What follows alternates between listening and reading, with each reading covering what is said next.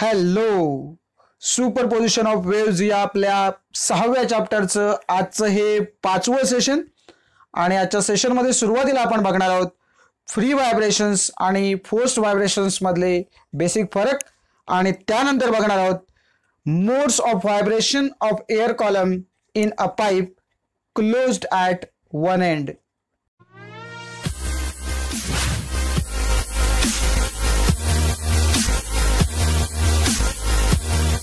तर सुरुवातीला बघूया फ्री व्हायब्रेशन्स आणि फोर्स व्हायब्रेशन्स मधल्या बेसिक फरक काय आहेत. तर आपल्याला नावावरूनच कळते की फ्री व्हायब्रेशन्स म्हणजे बॉडी स्वतःच्या फ्रिक्वेन्सीने, स्वतःच्या नॅचरल फ्रिक्वेन्सीने व्हायब्रेट होते. तेव्हा अशी जर व्हायब्रेशन्स असतील तर त्या व्हायब्रेशन्सना आपण फ्री व्हायब्रेशन्स म्हणतो. आणि फोर्स व्हायब्रेशन्स म्हणजे काय, तर पर्टिक्युलरली एखाद्या बॉडीवरती आपण जर कंटिन्युअसली एक्सटर्नल फोर्स अप्लाय केला आणि त्यातून जर व्हायब्रेशन्स निर्माण झाली तर फोर्सफुली अप्लाय केलेली जी व्हायब्रेशन्स आहेत तिला आपण फोर्स्ड व्हायब्रेशन्स असं म्हणतो. तर फ्री व्हायब्रेशन्स आणि फोर्स व्हायब्रेशन्स मधले फरक जे आहेत ते आपण मागच्या सेशनमध्ये जसं आपण बघितलं होतं त्या पद्धतीने आपण फरकाच्या मुद्द्याच्या स्वरूपात लिहिणार आहोत. तर त्याच्यासाठी 2 कॉलम करूया, फ्री व्हायब्रेशन्स आणि फोर्स्ड व्हायब्रेशन्स. तर फ्री व्हायब्रेशन्स मध्ये आपल्याला काय सांगता येईल बघा, जे आता आपण म्हटलं त्या पद्धतीने when a body is displaced from its equilibrium position and released then free vibrations occur. म्हणजे जी बॉडी इक्विलिब्रियम पोझिशनला आहे तिथून फक्त आपल्याला काय करायचे, थोडीशी डिस्प्लेस करायची आणि रिलीज करून टाकायची. आपण कुठलाही एक्सटर्नल फोर्स अप्लाय करत नाही आणि त्यानंतर बॉडी तिच्या नॅचरल फ्रिक्वेन्सीने व्हायब्रेट होत राहते. सो अशा प्रकारची जी व्हायब्रेशन्स आहेत ती फ्री व्हायब्रेशन्स आहेत. आणि फोर्स व्हायब्रेशन्स मध्ये बघा काय म्हटले, when a body is continuously acted upon by an external periodic force and displaced then the forced vibrations occur. So या ठिकाणी काय म्हटले, तर एक्सटर्नली आपण जर पिरियडिक फोर्स आपण अप्लाय केला तर जी व्हायब्रेशन्स क्रिएट होतात त्यांना आपण फोर्स्ड व्हायब्रेशन्स असं म्हणतो. सो बघूया याच्यानंतर दुसरा फरकाचा मुद्दा काय आहे. The natural frequency of the body remains constant. So free व्हायब्रेशनच्या केसमध्ये काय होईल, नॅचरल फ्रिक्वेन्सी असणार आहे ती बॉडीची कॉन्स्टंट राहणार आहे. आणि फोर्स व्हायब्रेशनमध्ये the frequency of force vibration changes. So एका ठिकाणी कॉन्स्टंट राहते आणि फोर्स व्हायब्रेशनमध्ये ती चेंज होताना आपल्याला दिसते. एनर्जीच्या बाबतीत जर सांगायचं म्हटलं तर काय बघा, the energy of the vibrating body decreases. हे फ्री व्हायब्रेशनच्या आपण कॉलममध्ये लिहिले. आणि in case of forced vibrations the energy of the vibrating body is constant. So एनर्जीच्या बाबतीत जर आपण बघितलं तर काय दिसतं आपल्याला, तर एनर्जी ही फोर्स व्हायब्रेशनमध्ये कॉन्स्टंट दिसते आणि फ्री व्हायब्रेशन्समध्ये कमी होताना आपल्याला दिसते. त्यानंतर आपण पुढचा मुद्दा बघूया, चौथा मुद्दा, the amplitude of free vibrations depend upon frictional resistance and air. So याची जी काही अँप्लिट्यूड आहे ही कशावर अवलंबून राहते फ्री व्हायब्रेशनच्या केसमध्ये, तर फ्रिक्शनल रेजिस्टन्स अँड एअर या 2 गोष्टीवरती अवलंबून राहील. तर फोर्स्ड व्हायब्रेशनमध्ये काय होईल, तर amplitude of the forced vibrations depend upon the difference between the natural frequency and the external force. ठीक आहे. सो या पद्धतीने आपण एकूण 4 मुद्दे बघितले. परीक्षेमध्ये जर तुम्हाला विचारलं की distinguish between free vibrations and forced vibrations तर किमान आपल्याला 2 मुद्दे लिहायचे आहेत. यानंतर आपण पुढचे जे आर्टिकल बघणार आहोत ते आहे vibrations of air column in a pipe closed at one end. So different modes त्याचे आपण डिस्कस करणार आहोत. त्याच्यासाठी आपल्याला करावं काय लागेल, तर एक लॉंग सिलेंड्रिकल ट्यूब घ्यावी लागेल जिचा एक एंड क्लोज असणार आहे आणि दुसरा एंड जो आहे तो ओपन असणार आहे. सो काय म्हटलं बघा, it consist of an air column with rigid boundary at one end. So एक सिलेंडर आपण घेणार आहोत. काही ठिकाणी आपण पाईप असं म्हणतो त्याला, काही ठिकाणी ट्यूब असा उल्लेख आहे, त्यामुळे काही ठिकाणी तुम्हाला पाईप लिहिलेला मिळेल, काही ठिकाणी ट्यूब लिहिलेला मिळेल. फक्त या केसमध्ये आपण काय बघतोय, तर त्या पाईपचा किंवा ट्यूबचा जो एक एंड आहे तो क्लोज असेल आणि दुसरा एंड जो आहे तो ओपन असणार आहे. या पद्धतीने याची ही रचना असेल. सो त्यानंतर आपण काय करतो, तर एक ट्युनिंग फोर्क घेतो जो रबर पॅडवरती आपण आपटतो आणि त्याच्यानंतर फ्रिक्वेन्सी जनरेट होते आणि तो जो ट्युनिंग फोर्क आहे हा त्या पाईपच्या ओपन एंडकडे पकडतो आणि तिथून ज्या साऊंड वेव्स जनरेट होतात त्या ट्यूबच्या दिशेने आतल्या साईडला पाठवल्या जातात. हा जो एक प्रयोग आहे रेझोनन्स ट्यूबचा, हा आपल्याला प्रॅक्टिकलला सुद्धा आहे, त्यामुळे त्याचं जे डिटेलिंग आहे ते आपण प्रॅक्टिकलच्या भागामध्ये बघणार आहोत. The modes of vibrations of air column in a pipe that is tube closed at one end are explained below. तर जनरल केसमध्ये आपण पहिले 3 जे मोड आहेत ते नेहमी डिस्कस करतो आणि त्याच्यानंतर जनरलाइज इक्वेशन आपण ऑब्टेन करतो. तर सुरुवातीला वळूया पहिल्या मोडकडे, first mode. The first mode of the vibration of air column closed at one end is shown in the following figure.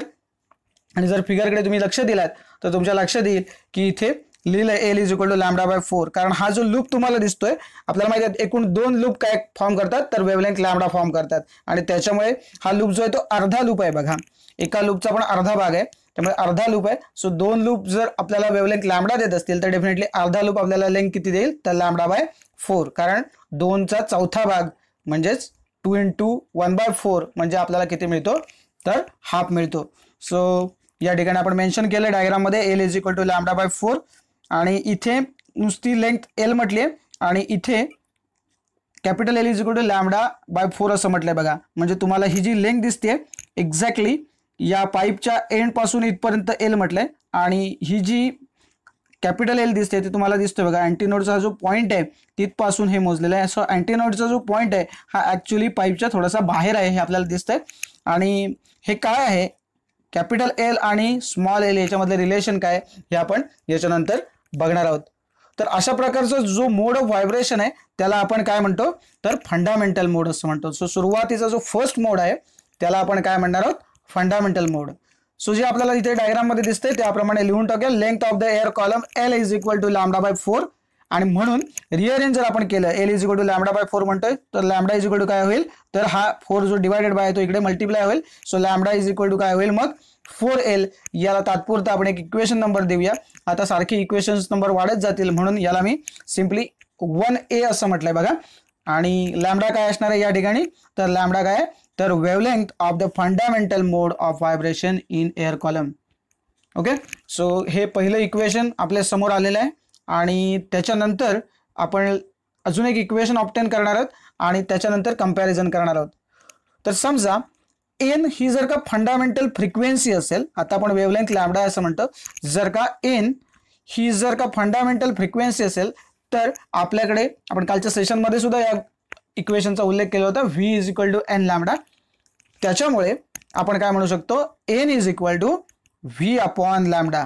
Okay, simply V is equal to n lambda म्हणून n is equal to जर आपल्याला पाहिजे असेल तर V upon lambda असं आपल्याला equation लिहिता येईल, ज्याला आपण नंबर देऊन ठेवूया पुढचा 1B. आता आपण जे 1A जे इक्वेशन काढले बेसिकली त्याच्यामध्ये आपण लॅम्बडाची व्हॅल्यू काढली होती. Lambda is equal to 4L असं लिहिलं होतं बघा, बरोबर आहे. तर ती जी लॅम्बडाची व्हॅल्यू 4L आहे ती आपल्याला काय करावी लागेल, तर या इक्वेशन I किंवा 1B मध्ये सबस्टिट्यूट करावी लागेल. सो लिहून टाकूया, substituting equation 1A in equation 1B we get, आणि मग आपल्याला काय मिळेल, इथे फक्त लॅम्बडाच्या जागेवर आपण काय टाकतोय 4L आणि म्हणून आपल्याला एन इज इक्वल टू काय मिळालं, V अपॉन 4L. आणि मग इथे मी काय लिहितोय बघा, जे मगाशी मी तुम्हाला म्हटलं होतं V अपॉन 4 आणि ब्रॅकेटमध्ये लिहिलंय L plus E, small L plus E आहे बघा. आणि हा जो E आहे त्याला आपण काय म्हणतो, तर एंड करेक्शन म्हणतो. आता ते एंड करेक्शन काय आहे याचं एक वेगळं आर्टिकल आहे आणि ते आर्टिकल आपण पुढच्या सेशनमध्ये बघणार आहोत. तत्पूर्वी फक्त एक थोडीशी हिंट म्हणून फक्त तुम्हाला मी सांगतो की एंड करेक्शन म्हणजे एक्झॅक्टली काय. तर तुम्हाला माहिती आहे की पाईपची जी काही लेंथ होती तिथे आपल्याला दिसलं होतं की ती स्मॉल L होती, परंतु प्रत्यक्षामध्ये जो अँटीनोड आहे तो कुठे आहे, तर त्या पाईपच्या थोडासा बाहेर गेलाय, बरोबर आहे. ते जे अंतर आहे पाईप पासून त्या अँटीनोडचं जे काही अंतर आहे त्याला आपण एंड करेक्शन असं म्हणतो. त्यामुळे जर टोटल लेंथ जर लिहायची असेल आपल्याला त्या लूपची तर आपण काय करणार आहोत, तर capital L is equal to तो स्मॉल L प्लस E. आता हे एंड करेक्शन या केसमध्ये एकदाच होईल, कारण तो जो काही अँटीनोड फॉर्म होणार आहे तो आपली जी केस आहे ती क्लोज्ड ॲट वन एंड आहे आणि त्यामुळे काय सिच्युएशन होईल, तर एकच एंड ओपन असल्यामुळे अँटीनोड एकाच ठिकाणी फॉर्म होईल बाहेरच्या साईडला आणि त्या केसमध्ये एंड करेक्शन हे एकदाच होईल. समजा तो पाईप दोन्ही साईडने ओपन असता तर काय झालं असतं, तर दोन्ही साईडला काय झालं असतं, तर एंड करेक्शन आलं असतं. म्हणजे दोन्ही साईडला जो अँटीनोड आहे तो बरोबर पाईपच्या बाहेरच्या साईडला फॉर्म झाला असता आणि त्यानंतर एका साईडचं जे एंड करेक्शन असेल ते ई आणि दुसऱ्या साईडचं पुन्हा एंड करेक्शन असेल ते ई असणार आहे. आणि म्हणून मग त्या केसमध्ये जर pipe open at both ends असेल तर त्या केसमध्ये आपण एंड करेक्शन हे डबल कन्सिडरेशनमध्ये घेतो, त्यावेळेला आपण L+2E असं घेतो. सो इथल्या कंडिशनमध्ये आपण फक्त एकदाच घेतोय कारण पाईप फक्त एकाच ठिकाणी ओपन आहे. ओके, सो डिटेलमध्ये आपण एंड करेक्शन तेव्हाही बघणार आहोत पुढच्या आर्टिकलमध्ये. So the fundamental frequency is also known as first harmonic आणि पुढे म्हटलं it is the lowest frequency of vibration in air column in a pipe closed at one end. So ही जी फंडामेंटल फ्रिक्वेन्सी आहे तिला दुसऱ्या भाषेत आपण काय म्हणतो, फर्स्ट हार्मोनिक असं सुद्धा म्हणतो. ठीक आहे, यानंतर आपण वळूया आपल्या पुढच्या केसकडे जी आहे सेकंड मोड. सो सेकंड मोड साठी जे डायग्राम आपण बघूया. The second mode of the vibration of air column closed at one end is shown in figure.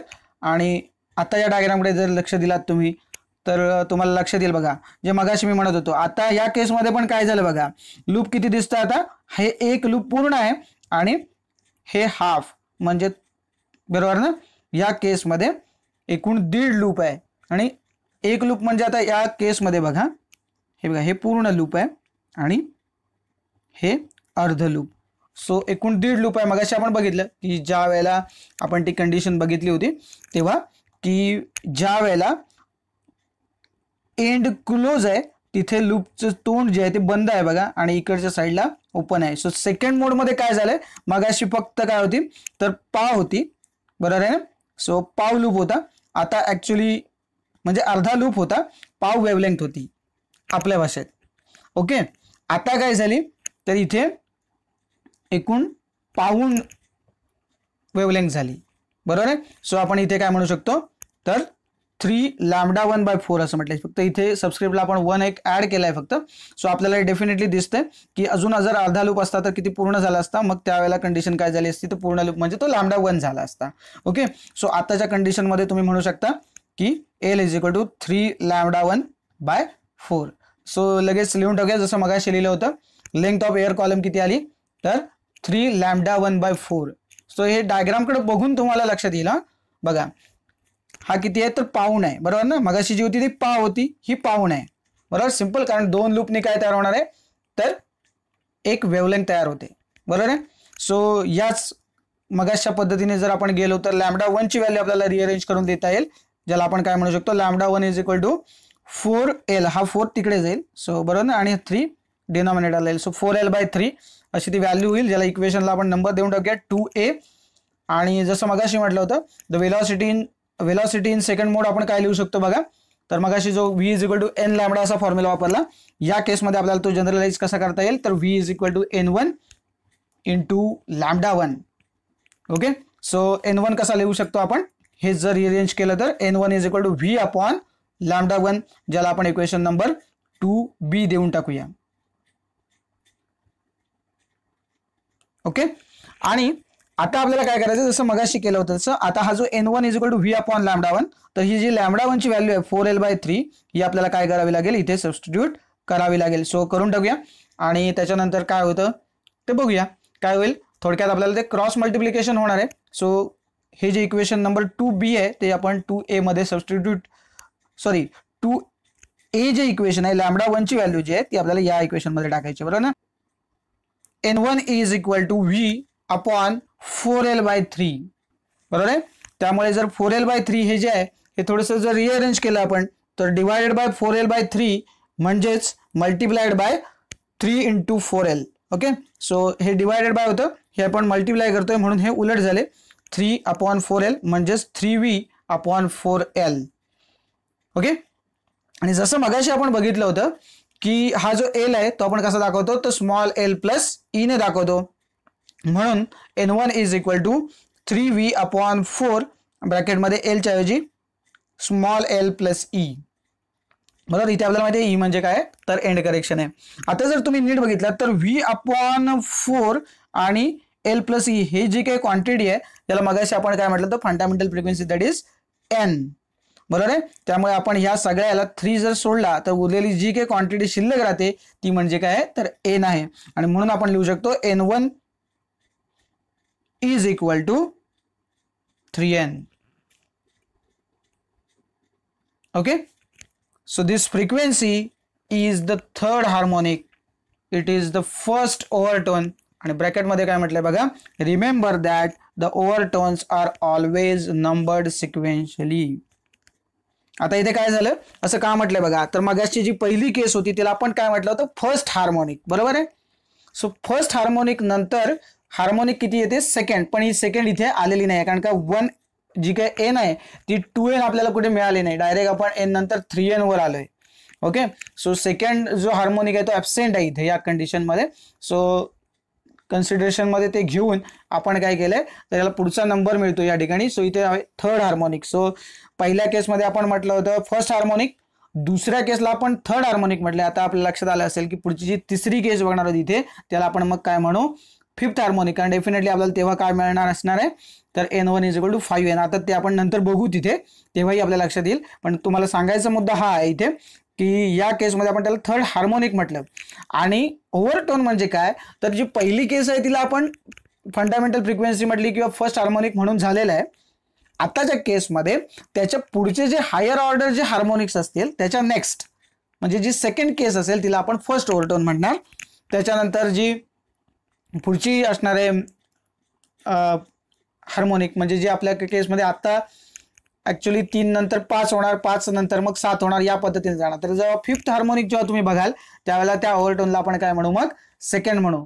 त्यावेळेला मग तो नंबर नाही बघायचा आहे आपल्याला, जस्ट सिक्वेन्शियली जायचं. म्हणून इथे कौसात आपण म्हणून ठेवलंय remember that overtones are always numbered सिक्वेन्शियली.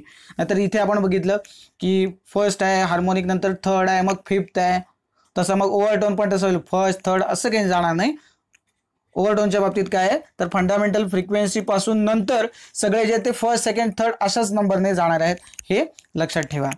So third मोड बघा, the third mode of vibration of air column closed at one end is shown in the following figure.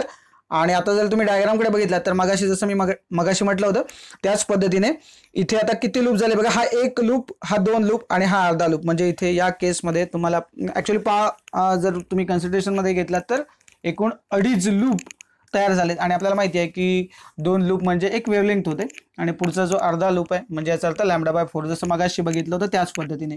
मगाशी मग आपण बघितलं होतं त्याच्यानुसार इथे हा बघा, इथे आता 2 लूप कंप्लीट झाले. मगाशी काय होतं पहिला लूप तो अर्धाच होता, नंतरच्या केसमध्ये आपण काय बघितलं एक लूप आणि पुढचा अर्धा लूप. आता तिसऱ्या केसमध्ये आपण काय बघतोय तर 2 लूप्स आणि पुढचा अर्धा लूप. सो या पद्धतीने तुमच्या लक्षात येईल. डायग्राम काढताना हे लक्षात ठेवा की ज्या साईडला क्लोज्ड ॲट वन एंड असेल तर डेफिनेटली तुम्हाला काय करायचंय, जिकडे एंड क्लोज आहे तिथे वेव पण क्लोज असली पाहिजे, लक्षात घ्या. ओके, आणि जिकडे एंड ओपन आहे तिकडे तुमची वेव जी आहे तो जो लूप आहे तो ओपन राहणार आहे, याची काळजी घ्या. म्हणजे पहिल्या केसमध्ये तुम्ही बघितला होता तेव्हा पूर्ण एकही लूप नव्हता आणि अर्धा लूप मिळाला होता, बरोबर आहे. त्याच्यानंतर आपल्याला एक लूप पूर्ण मिळाला मग अर्धा लूप तो राहिला होता आणि पुढच्या केसमध्ये 2 लूप्स आणि इथे अर्धा लूप. सो या पद्धतीने, सो या ठिकाणी जर आपण लेंथ बघितली तर किती होईल, इथे किती होईल, ही पूर्ण लूप जेव्हा कंप्लीट होईल तेव्हा किती झाला पूर्ण हा लॅम्बडा झाला, कारण 2 लूप म्हणजे वेवलेंथ तयार होते आपल्याला माहिती आहे लॅम्बडा. आणि हा जो पार्ट आहे अर्धा लूप म्हणजेच λ/4, मगाशी जसं आपण बघितलं होतं पहिल्या केसमध्ये, म्हणजे हा पाव भाग आहे, बरोबर आहे ना. त्यामुळे हा 1 प्लस हा 1/4 म्हणजे किती होणार 5/4. ओके, 6 आपल्या भाषेत. सो 5λ2/4 ही कॅपिटल एल ची या ठिकाणी व्हॅल्यू येईल. सो लिहून टाकूया. Here the length of air column capital L is equal to 5λ2/4 आणि म्हणून आपण λ2 रिअरेंज करून लिहू शकतो 4l/5. त्याला इक्वेशन नंबर मगाशी दिलं तसंच देऊन टाकूया. Equation number 3a.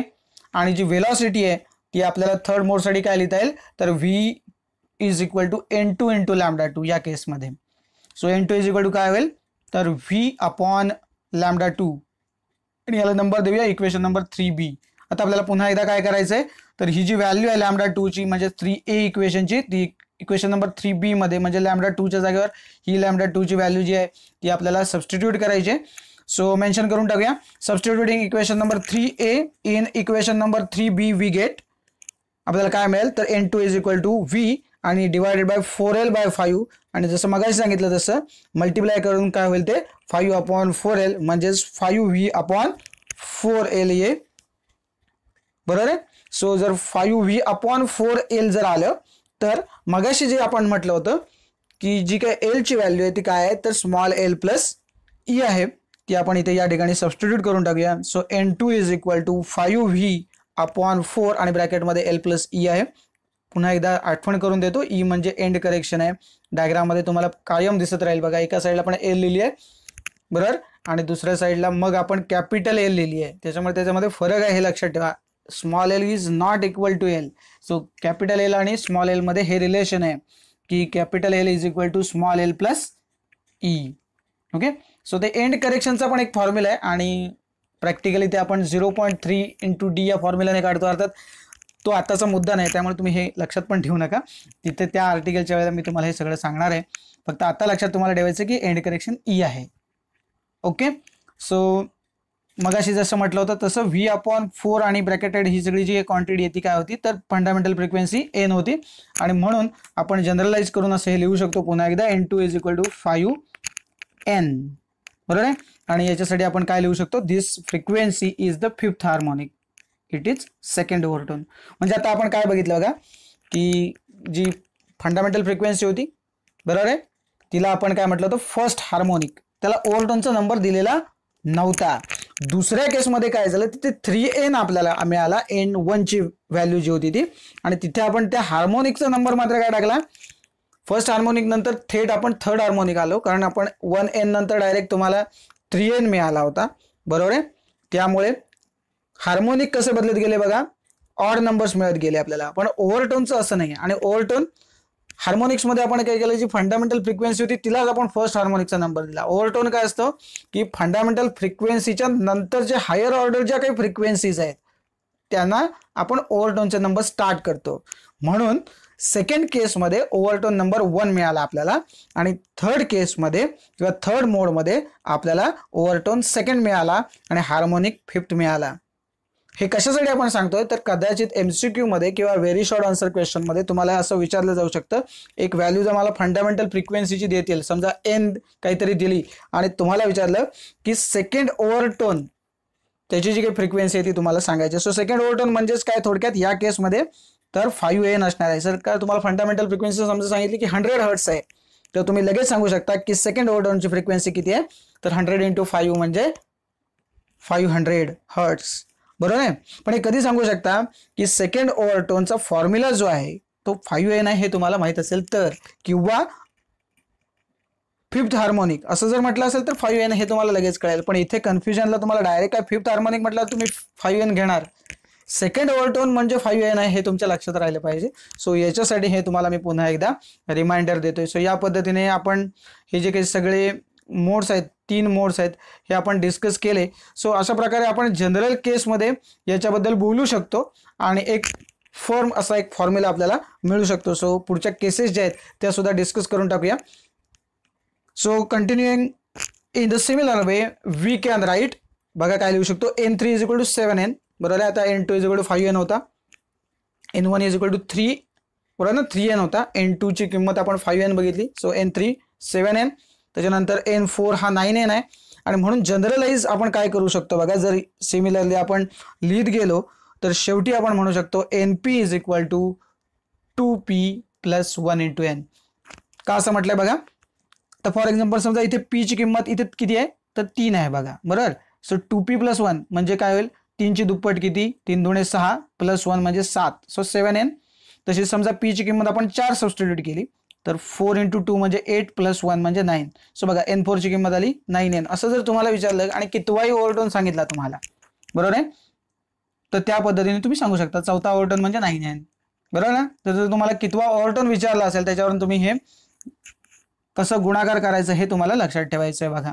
Okay, direct परीक्षेमध्ये सांगितलंय की 11th ओव्हरटोन आहे, बरोबर, आणि फंडामेंटल फ्रिक्वेन्सी दिली आहे, तर तुम्ही काय कराल मग इथे 11 जर दिलं असेल तर 11 × 22 + 1 23n, फंडामेंटल फ्रिक्वेन्सीला तुम्हाला 23 ने गुणलं की तुम्हाला काय मिळेल तर 11th ओव्हरटोनची फ्रिक्वेन्सी मिळेल.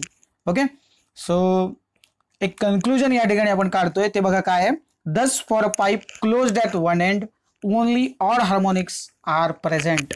ओके, ओनली ऑड का? कारण आपल्याला माहिती आहे 1, 3, 7, 9 अँड सो ऑन. सो सगळे ऑड मिळत आहेत आपल्याला. इव्हन काय आहेत? ॲबसेंट आहेत. कसं कंसात लिहून ठेवलंय, even harmonics are absent. So परीक्षेमध्ये कदाचित तुम्हाला या फॉर्मॅटमध्ये सुद्धा प्रश्न विचारला जाऊ शकतो. शो दॅट,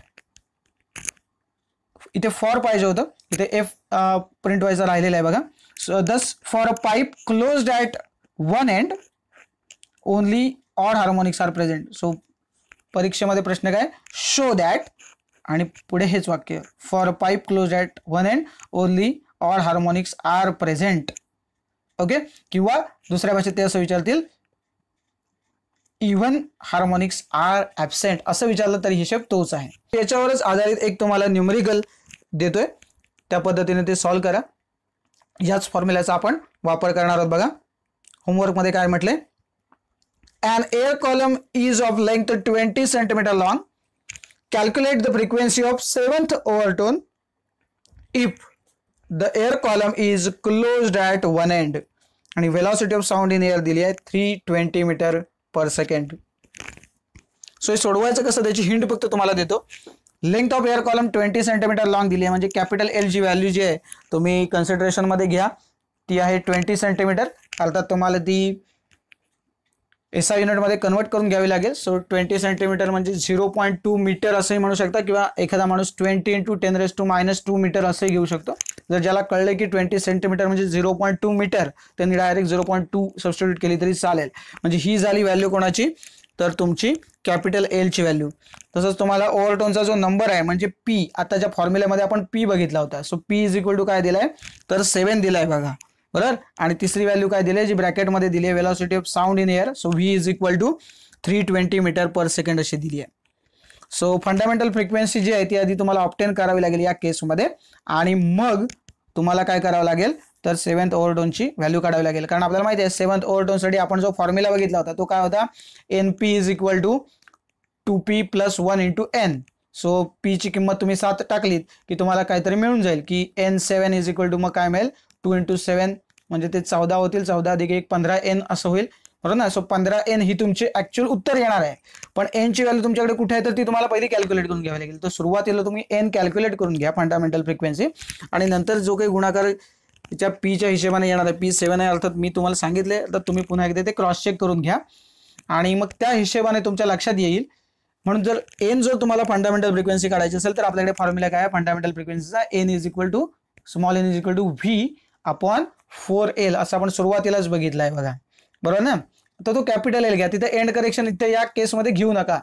ओके, त्याच्याशी आत्ता आपल्याला काही देणं घेणं नाही. आपण जनरल केसमध्ये जेव्हा एंड करेक्शनचा विषय येईल तेव्हा तो घेणार आहोत. आता जी कॅपिटल एल आहे पूर्ण एअर कॉलमची लेंथच दिलेली, त्यामुळे एंड करेक्शन सहित म्हणजेच एंड करेक्शन ही ऍड करून तुम्हाला ती व्हॅल्यू कॅपिटल एल चीच दिलेली आहे. त्यामुळे काय तर V/4L आहे. तर V ची व्हॅल्यू तुमच्याकडे आहे 320 दिली आहे, बरोबर. आणि डिवाइड बाय 4L, त्यातलं 4 तो कॉन्स्टंट नंबर आहे आणि L म्हणजे 0.2 मीटर तुम्ही घेणार आहात. याच्याने तुम्ही काय कॅल्क्युलेट करू शकाल तर फंडामेंटल फ्रिक्वेन्सी कॅल्क्युलेट कराल.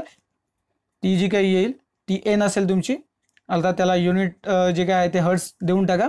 आणि मग जी काय N आली असेल त्याच्यानंतर तुम्ही जी काय ओव्हरटोनची जी काय काढणार आहात फ्रिक्वेन्सी, तर डेफिनेटली मग तिथे काय होईल तर जो काही नंबर तुम्हाला मिळणार आहे म्हणजे 15N. आता तुम्ही तो कॅल्क्युलेट करून बघा, त्या फॉर्मॅटमध्ये लिहा, बरोबर आहे ना. आणि मग तो फॉर्म्युला हा जो NP is equal to 2P + 1 × N आहे तो लिहा. मग P ची व्हॅल्यू 7 टाका आणि मग तिथे तो 2 × 7 + 1 या पद्धतीने येऊन जाईल.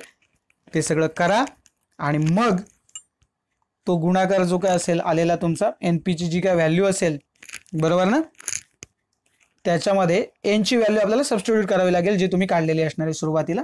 आणि मग डेफिनेटली तुम्हाला काय मिळेल तर जे काही विचारलं आपल्याला ती 7th ओव्हरटोनची फ्रिक्वेन्सी आपल्याला मिळेल.